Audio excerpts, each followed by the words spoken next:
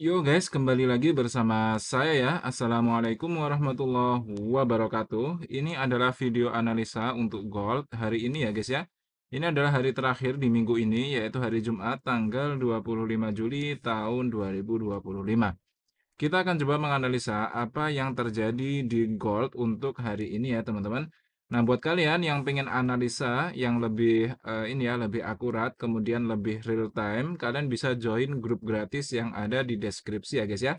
Kalian bisa nanti akan mendapatkan signal dari saya langsung, kemudian kalian juga akan mendapatkan fasilitas untuk bisa konsultasi langsung dengan saya ya guys. Jadi kalian nanti bisa nanya-nanya kepada saya tentang BBMA atau tentang platform atau tentang apapun itu. Oke teman-teman, langsung saja kita akan menganalisa apa yang terjadi di market hari ini.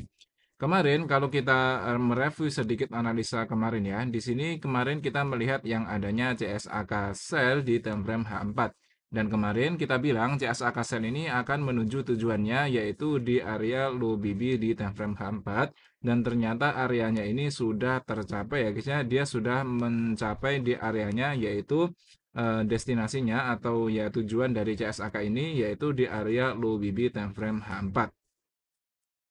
Nah, ketika sudah sampai tujuannya, candlenya naik lagi ya guys ya. Jadi ini ada CSAK ke area sini, langsung dia menuju tujuannya ke area low BB. Setelah sampai ke area destinasinya, dia naik lagi dan kemungkinan dia hanya akan re-entry di area sini guys. Jadi kemungkinan dia hanya re-entry doang untuk melanjutkan penurunan ke area sini. Jadi intinya menurut saya hari ini ya paling tidak minggu ini ya guys ya, ini akan bearish dan akan masih turun lagi. Ya mungkin nanti minimal di H4 akan membuat momentum guys. Dan mungkin nanti kemungkinan candle akan menuju area sini ya guys ya, di area 3314. Kemungkinan besar seperti itu ya teman-teman. Untuk tujuan besarnya di sini kalau kita bilang kalau menurut saya guys, tujuan besarnya itu adalah ke area mid BB di time frame weekly guys. Kenapa kok dia harus menuju time frame weekly?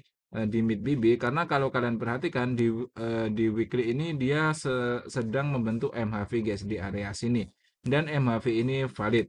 Ingat cara untuk memvalidkan MHV itu adalah dengan melihat di time frame bawahnya apakah ada ekstrim atau tidak. Jika di time frame bawahnya ada ekstrim, maka bisa dibilang MHV yang ada di suatu time frame itu valid. Nah, di time frame weekly ini kita akan melihat ini adalah tanda-tanda MHV ya guys ya. Makanya kita akan mengecek di time frame daily apakah ada ekstrim. Dan di sini benar di time frame daily sudah terjadi ekstrim ya teman-teman. Di sini kalian bisa lihat di area yang kita tandai tadi. Nah, di sini kalau kalian perhatikan ekstrim yang ada di time frame daily ini bersamaan dengan momentum ya. Sini kalau kalian lihat dia itu sebenarnya sedang momentum, kemudian turun untuk membuat reentry, lalu naik lagi untuk melanjutkan kenaikan. Itu jika kita memakai teori momentum dan juga kita memakai teori reentry ya teman-teman. Tapi di sini ada dua hal yang membuat momentum di area sini ya, momentum di area sini dan juga re-entry yang di area sini itu tidak valid. Ada dua hal yang membuatnya tidak valid. Apa guys? Yang pertama di sini tentang Bollinger Band. Di sini kalau kalian perhatikan top BB-nya guys ya. Kalau kalian perhatikan top BB-nya itu dia arahnya bukan ke atas guys, tapi arahnya dia kalau kalian perhatikan ke samping bahkan cenderung ke bawah.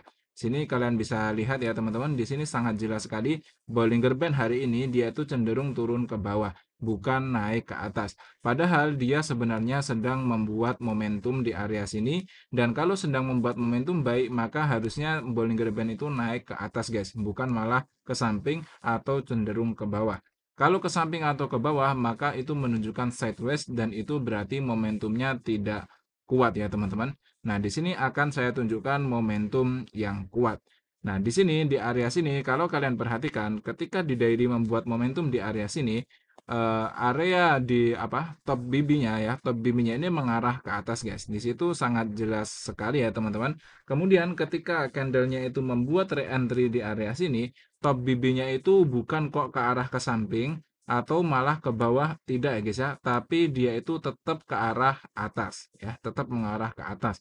Makanya ketika di sini tadi ya, ketika di sini tadi terjadi momentum buy dan sedang membuat re-entry, akan tetapi Bollinger Band-nya itu tidak mengarah ke atas, maka trennya itu tidak kuat, guys.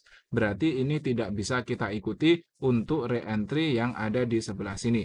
Maka dari itu feeling saya masih akan turun untuk gold ya guys ya. Minimal insya Allah kemungkinan besar akan ke area mid BB di time frame weekly.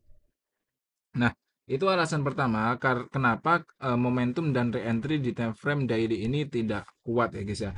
Nah, alasan yang kedua itu adalah momentum di area sini itu tidak valid ya teman-teman.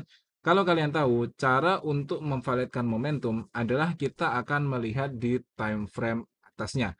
Jika di time frame atasnya ada CSAK, maka momentum ini valid. Tapi jika di time frame atasnya tidak ada CSAK, maka momentum ini tidak valid. Seperti itu ya teman-teman. Sama juga, misalnya di time frame daily ini ada CSAK, seperti yang saya garisi ini.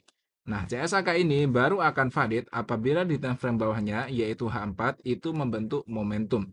Jika tidak ada momentum, maka CSAK ini tidak valid. Nah, di sini kalau kalian lihat di time frame daily ini sedang membentuk momentum.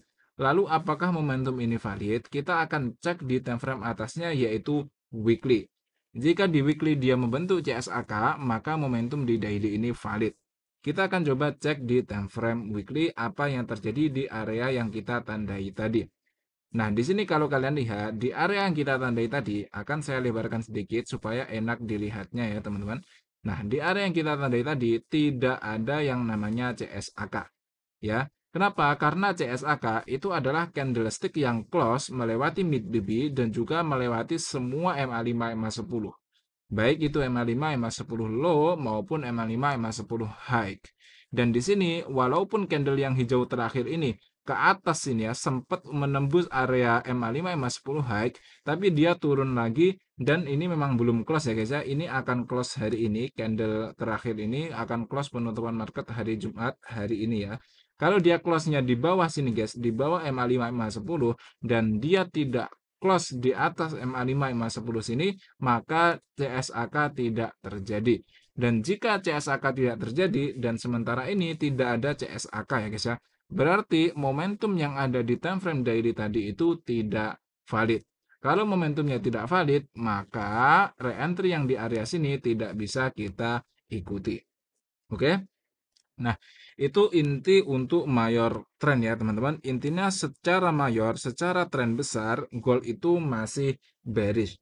Nah, lalu cara entry-nya gimana? Cara entry-nya kita akan menunggu setup yang ada di time frame kecil.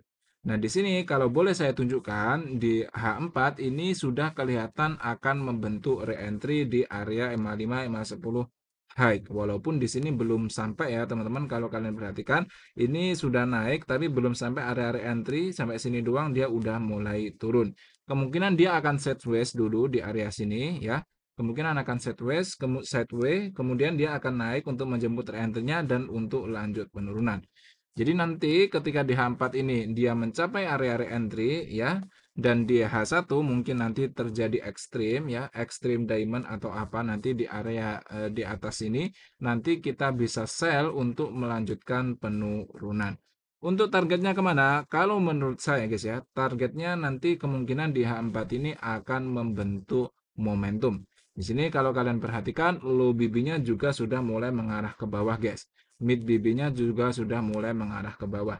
Jadi di H4 ini sudah sangat jelas tanda-tanda untuk downtrend-nya. Maka dari itu, kalau kalian yang scalping dan memilih untuk buy, saya sarankan hati-hati ya guys ya. Karena setup-nya sedang sangat mendukung untuk sell. Oke teman-teman, mungkin cukup sekian dulu. Targetnya nanti di sekian sini ya guys ya. Mungkin di area sinilah minimal ya. Minimal mungkin di area sini, di area 3331 sampai di area 3324. Oke guys, semoga membantu ya. Saya doakan kalian semua sehat selalu dan profitable terus untuk tradingnya.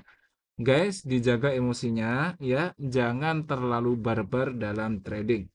Kalau sudah profit dan dirasa cukup, ya sudah guys, berhenti saja tradingnya, trading lagi besok hari. Jangan terus-terusan mengejar profit ya teman-teman. Jangan serakah, pelan-pelan saja tradingnya, santai-santai saja. Insya Allah nanti bisa berkembang. Lama nggak apa-apa ya guys ya. Yang penting sampai tujuan. Oke teman-teman, akhirul kalam. Assalamualaikum warahmatullahi wabarakatuh.